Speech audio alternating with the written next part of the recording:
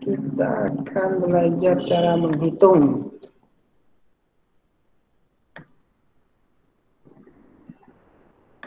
Sudah ya, sudah nampak ya Excel-nya.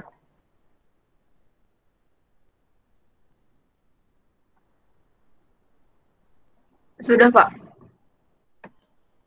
Oke, kalau sudah kita mulai saja ya. Ini saya sudah pindahkan rumus, jadi kita akan menghitung di sini seperti tadi ya, nama latinnya adalah ikan apa nih kalau nggak salah.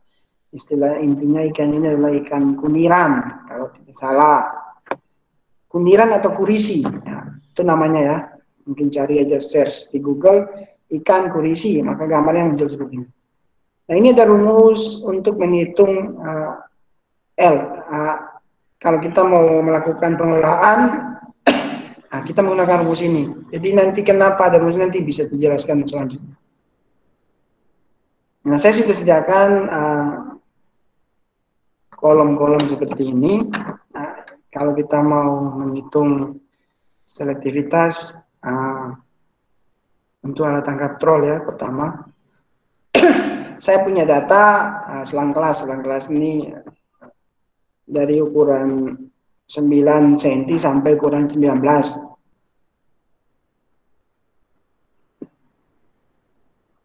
Menjadi ukuran 9 sampai ukuran 19. Kemudian L1-nya adalah 9 sampai 18. Nah, ini L1-nya ya. Di sebelah kirinya, kemudian L2-nya adalah 10 sampai 19. Nah, dari data ini, dari selang kelas ini, ternyata saya punya ukuran. Nah, frekuensi kot N, maksudnya adalah jumlah ikan yang berada di dalam kot N. Kot N-nya ini ya. Nah, jumlah ikannya di selang kelas 9 sampai 10 ini ukurannya tidak ada ikan. Dan sampai seterusnya, sampai ukuran 18 sampai 19.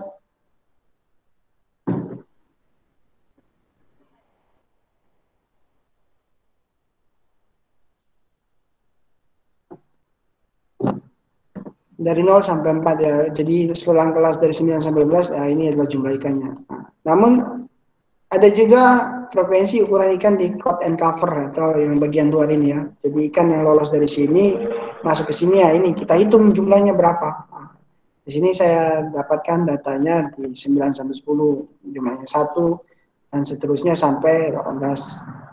Ukuran 18 sampai ukuran 19 jumlahnya 1. Nah, untuk itu yang pertama kita hitung adalah total. Total ini adalah jumlah ikan di keduanya, di kot N dan di cover kot N. Nah, caranya adalah tinggal kita jumlahkan saja. Kot N ditambah dengan jumlah ikan yang ada di cover kot N. Nah, kita peroleh ya. Nah, jumlah ikan yang tertangkap dalam tangkap troll itu adalah sekian. Dengan kisaran ukuran-ukuran seperti ini.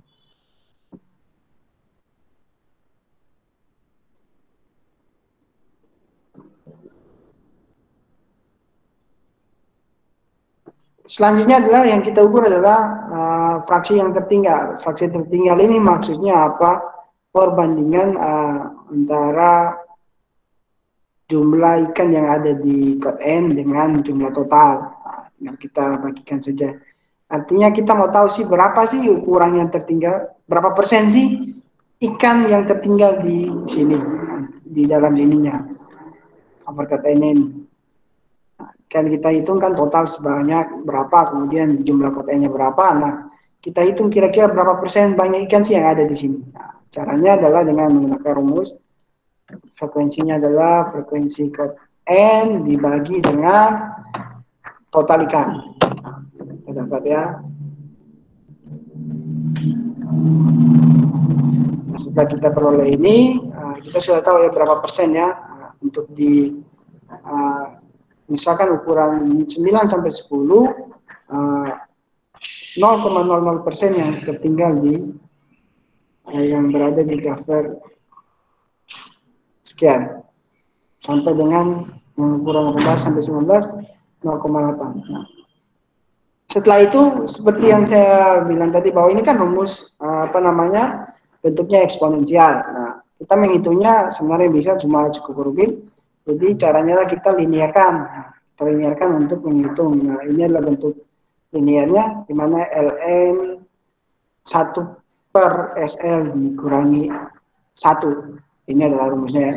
Kita tinggal hitung sama dengan ln, kemudian beri tanda kurung 2, 1 dibagi SL. SL-nya yang mana? Ini adalah SL-nya. Dikurangi 1. Kurungnya 2 ya, ingat. Oh, salah. Dikurangi 1. Sesuaikan dengan turunan rumusnya. Kenapa di sini div? Karena di sini 0. Nah, 0 kita di situ.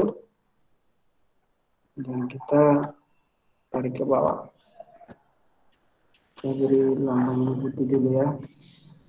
Nah, ini kita jadikan sebagai Y-nya. Ingat ya, ini ya Y-nya ya. Kita udah dapat nilai Y-nya. Sekarang tinggal kita cari nilai X-nya supaya kita bisa mencari nilai A dan B-nya. Nah, X-nya adalah L. L ini adalah dari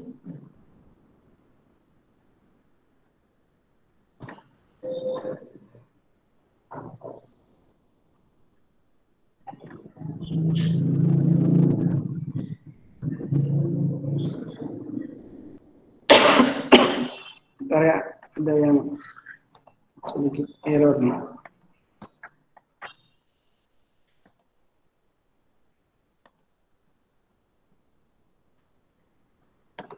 Kok keluar ya?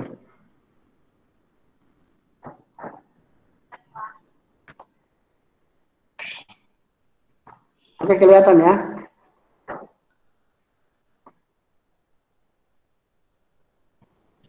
Sudah ya? Udah nampak ya? Sudah, Pak. Oke. Kemudian kita cari nilai X-nya. X-nya adalah L. L itu adalah nilai tengah dari L1 ditambah L2. Kita tinggal cari aja nilai tengahnya. Sebenarnya kan 9,5 ya. Ini coba kita tambahkan. 9 ditambah, oh saya sabar, kok ini tanda 9 ditambah 10.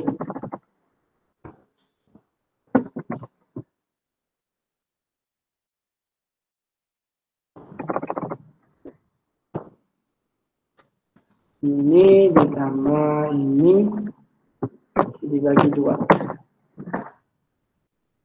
Nah, ini adalah ini jadi nilai tengah dari panjangnya. Ini yang kita jadikan nilai X. Nah, kita sudah peroleh nilai Y-nya sekian, kemudian nilai X-nya sekian. Maka kita bisa mencari nilai A-nya. Nah, untuk mencari nilai A ada 2 cara. Di Excel tinggal kita masuk ke data, seperti kemarin kemudian data analisis. Ada cara yang cepat, tinggal kita cari aja dengan cara sama dengan intercept. Misalkan kalau A kan kita namakan intercept ya, tinggal intercept, kemudian kita blok aja nilai X dan nilai Y-nya. Itu cara yang paling tepat ya. Tapi saya lebih menikmati kalau menggunakan langsung data analisis. Kemudian kita cari yang namanya regression. Mas input Y-nya ini adalah, ingatlah yang di input adalah nilainya saja. Div ini nggak usah kan, karena tidak ada nilai. Jadi yang input nilainya saja. Maka kalau Y-nya seperti itu, nilai X-nya pun mengikuti kayak sama ya. Kita menggunakan selang kepercayaan atau confidence level 95% saja. Kemudian output ray-nya saya mau letakkan di sini. Di tempat yang kosong ya, supaya nampak. Kalau saya letakkan di sini saja. Kemudian salam.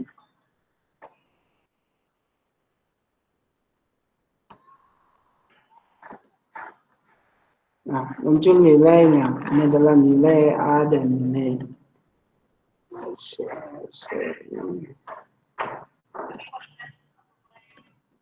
Nah, ini nilai intercept kita masukkan ke sini.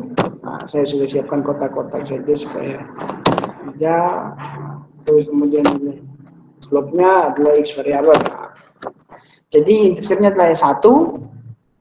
sekian, kemudian slope-nya atau S2 sekian. Dari sini maka kita bisa menghitung yang namanya L25, L50, dan L75. Rumusnya sudah jelas seperti ini ya. Nah, kita hitung dulu L25.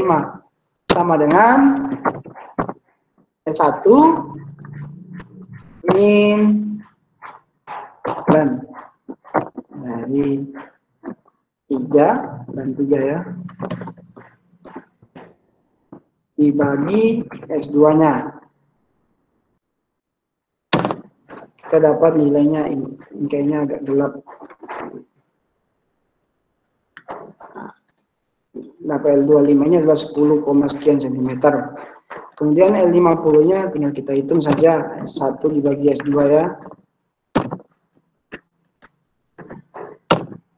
Kenapa di sini minus? Karena B-nya minus. Maka kita beri tanda minus di depannya. Kita pluskan. Ukurannya adalah 13, sekian centimeter. Kemudian kita cari L75-nya.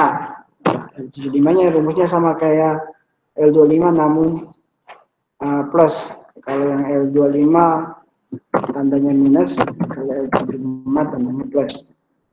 Dan 3 dibagi S2. Mesh ini kita sudah tahu ya, ukuran meshnya saya tadi ya di slide 40 mili ya. Maka kita ketik aja 40 mili. Saya ubah ke centimeter jadinya 4 cm. Maka kita bisa menghitung nilai SF-nya atau selection factor-nya berapa. Caranya adalah kan rumusnya adalah L ditambah M dikali SF. Maka kita cari SF. Tinggal SF sama dengan L yang kita pakai adalah L50 dibagi M. M-nya adalah 4. Kita dapat selection factor-nya adalah 3,29 sekian. Nah, ini adalah hasil dari kita dari SF ini kita bisa menerapkan konsep pengelolaan sumber daya nanti. Jadi kira-kira kenapa kita menghitung SF? Karena contohnya begini. Kita mau menangkap ukuran ikan sekian. Contoh ya, ukuran LM-nya misalkan 13 cm. Saya sudah punya SF-nya berapa.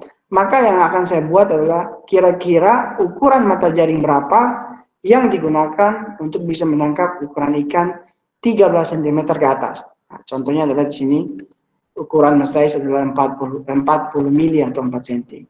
Kalau di bawah 4 mili atau 4 cm, maka kemungkinan besar ikan di bawah 13 cm akan tertangkap.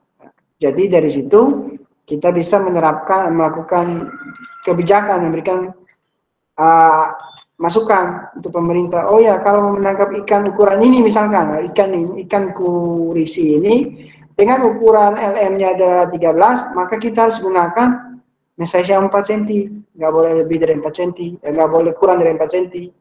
Karena apa? Biar ikannya tetap lestari dan seterusnya. Nah, tadi kan saya menjelaskan bahwa kita akan membuat juga kurva ya, kurva seperti saya tunjukkan kurva seperti ini ya.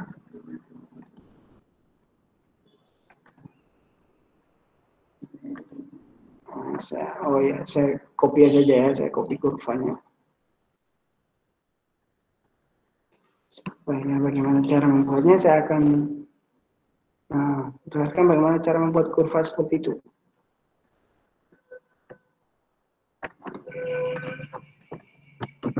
Saya kopikan ke Excel saja. Nah, sekarang kita bagaimana caranya membuat kurva seperti ini.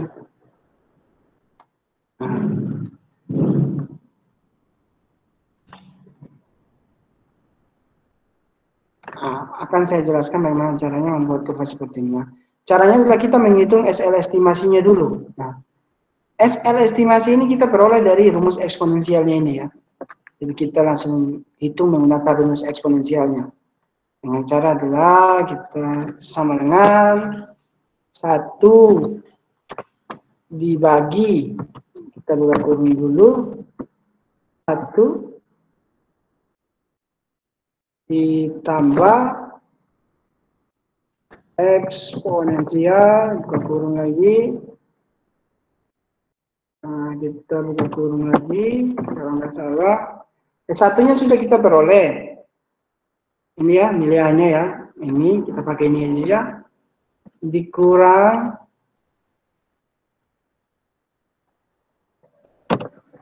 kita buka kurung. Kemudian S2-nya ini ya. Kenapa dikurang? Kemudian dikali L-nya adalah L yang ini. Panjangan. L yang ini ya, L yang X-nya ini.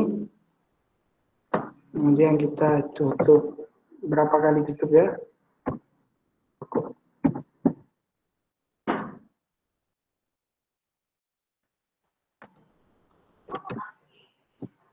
Kita tutup 1, 2, 3, 4.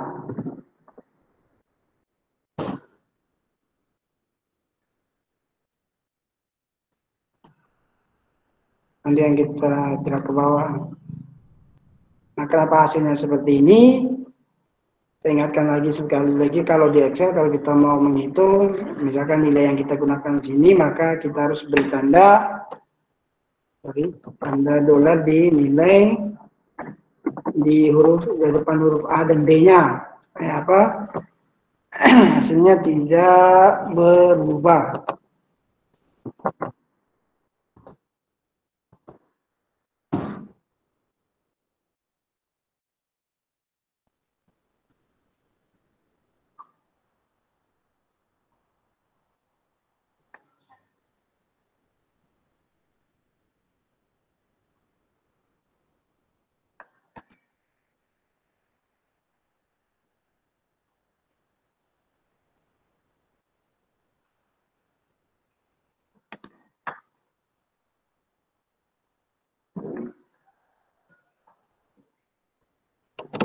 Ini lupa ya.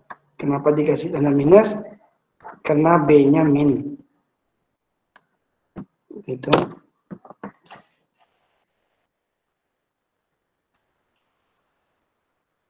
Iya.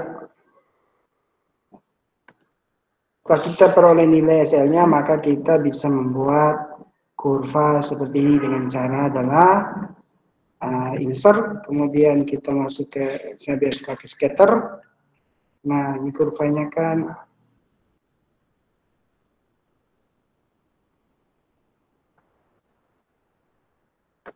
kita select data, kemudian add, X-nya kita pakai yang ini.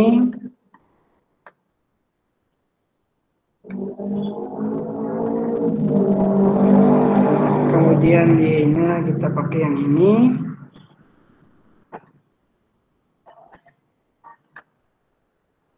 Dia udah muncul. Nah, ini kan baru muncul pertama ya. Garis pertamanya udah muncul. Ini kan ada 2 garis, ada titik dan garis. Nah, gimana kita membuat garisnya atau titiknya lagi? Caranya kita select data lagi, kemudian kita add. X-nya kita tetap pakai yang panjangnya, kemudian Y-nya kita pakai yang SL estimasinya. Maka kita peroleh gambar seperti ini. Nah, tinggal kita atur. Saya suka style-nya, titles-nya diberi, kemudian chart-nya dihapus, green line-nya dihapus, saya berikan legend aja dulu. Kemudian saya atur biar bagus. Nah, saya atur format axis-nya. Di sini kan saya berikan, karena titiknya mulai dari sini ya, saya mulaikan dari 8 saja ya. Dari 8, kemudian ini 20, saya kasihkan ke 18. Jangan 19 ya. Lebih enaknya 18. Kemudian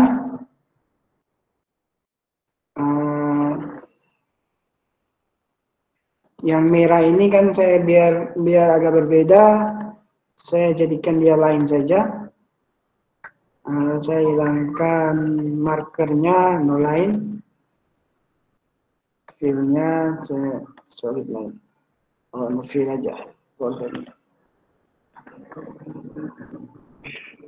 Warnanya saya beri warna hitam. Nah, PT-nya saya kurangi ke 1. Muncul ya. Gambarnya mirip ya. Tinggal kita beri saja keterangan. Di sini adalah selection chopper. LHF tadi. Kemudian nilai R atau panjang. Kita beri ini keterangannya apa? Tinggal klik aja di sini, kemudian format atau tidak langsung klik kanan saja. Select data, kita rubah seri 1 ini adalah SL, kita beri nama observation, jadi SL pertama SL realnya, kemudian ini SL estimasinya.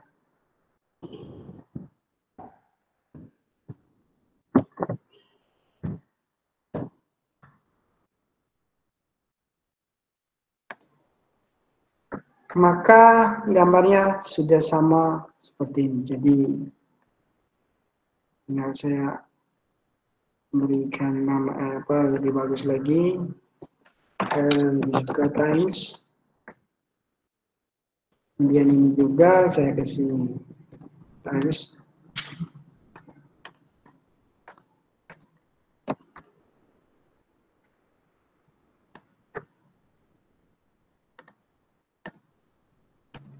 Nah, garisnya saya beri nampak lebih bagus. Tinggal saya atur lagi.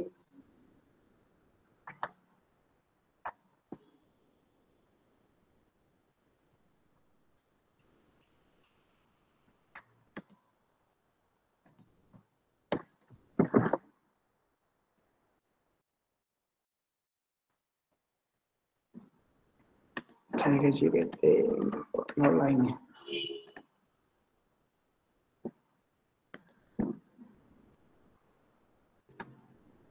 Nah, ini adalah kurva bentuk selektivitas dari Tron. Jadi yang titik-titik itu adalah data sebenarnya, hasil ukuran sebenarnya, SF sebenarnya, sedangkan yang garis ini adalah SL estimasinya. Jadi persis ya.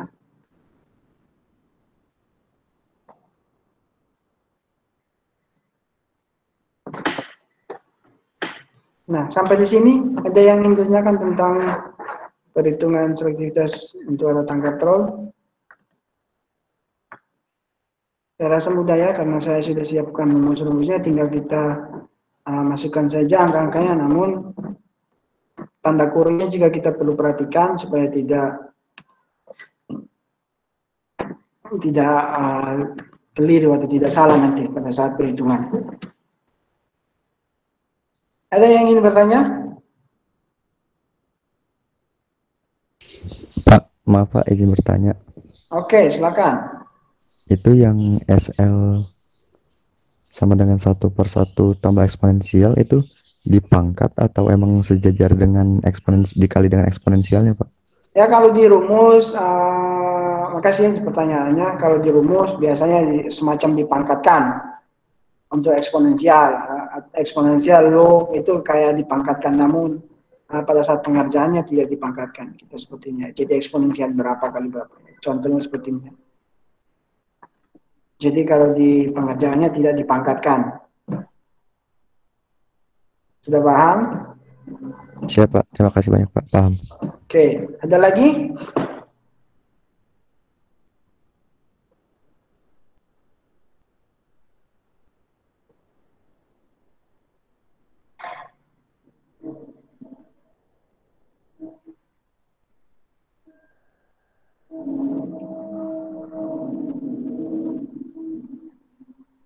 Oke, kalau tidak ada kita lanjutkan ke perhitungan selektivitas untuk alat tangkap Gillnet.